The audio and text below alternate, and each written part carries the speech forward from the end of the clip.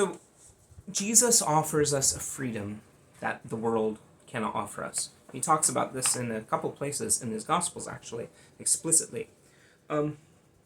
So there's a freedom that's offered in Christ, and there's a freedom that the world talks about.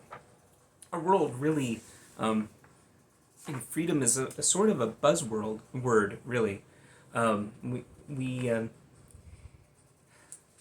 we sort of cherish this notion of self-actualization, of being free to do what you want, to make your own choices. We're going to talk a lot more about this in the last few modules.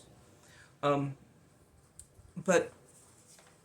what I'm going to try to say in this little mini lecture is the freedom that's offered by the world, that is celebrated by the world, isn't ultimately real freedom, like the freedom that's offered by Christ. And yet, on the surface, it can look very different. Maybe you've heard of the word libertine. A libertine is someone who exercises, apparently, a great deal of moral freedom. They don't seem to have the same sorts of restrictions on their conscience as normal people do. So a libertine, for instance, might be very loose in their sexual morals and sleep with all sorts of people, even after being married and whatnot. That would be libertine behavior. And it looks like there's a sort of freedom attached to that sort of lifestyle. But actually, I think that if you follow down that road very far, there's a sort of slavery that begins to manifest itself in that kind of libertine lifestyle versus the freedom that's offered by Christ, which often looks restrictive at first. Jesus gives us commands that he expects us to follow. He calls us out for our sin. He tells us, after he heals someone, after he rescues someone from condemnation, he will say something along the lines of, "Go and sin no more." So there's this expectation to avoid sin, even to have the category of sin in our life, is something that seems restrictive. If there wasn't a sin, if we didn't have this sort of pesky notion of sin, it might seem like there's more freedom, right? Because I don't have to worry about, afflicting my conscience with things that aren't really sins. But when you start to meditate on these things, and it's really, unless you've lived this way for a while, I'm going to be really honest with you. I'm 47 years old at the time of this recording, and I'm speaking from personal experience here. As a man who has struggled with certain, lusts and, sinful desires like everyone else, and at times in my life have been a slave to those desires, finding freedom in Christ really is liberating, and giving yourself over to those things is a form of slavery. What does freedom in Christ look like?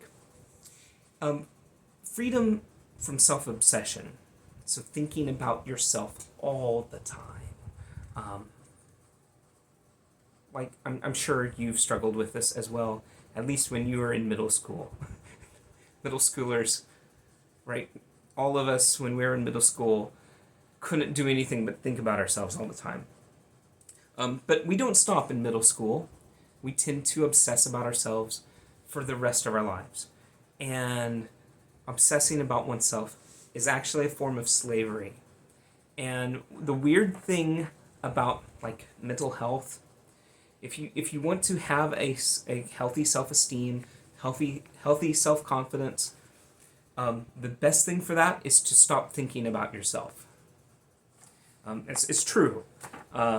Go out, help somebody in need, pray for someone at least, do something besides think about yourself, and all of a sudden you start to feel better about yourself. Well, Jesus, he gives us, from the get-go, his gospel says, take up your cross, deny yourself, follow me. It is a self-denial, not self-obsession.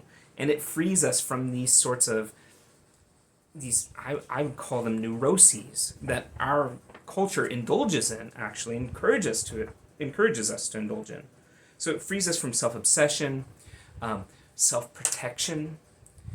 We are very guarded, and we worry about how, I mean, anxiety comes from this. How are we going to take care of ourselves? Whereas if we throw ourselves on the mercies of the Lord, that's a different way of living. It's very freeing to live that way.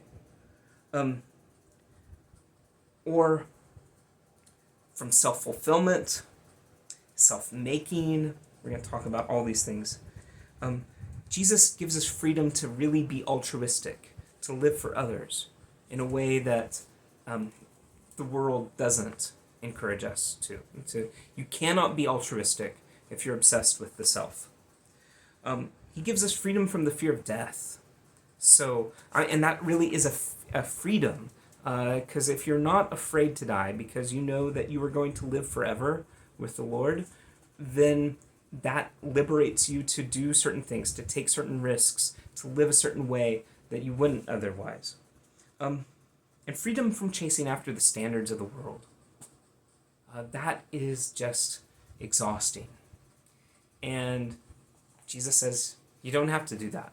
Why would you do that? Come follow me.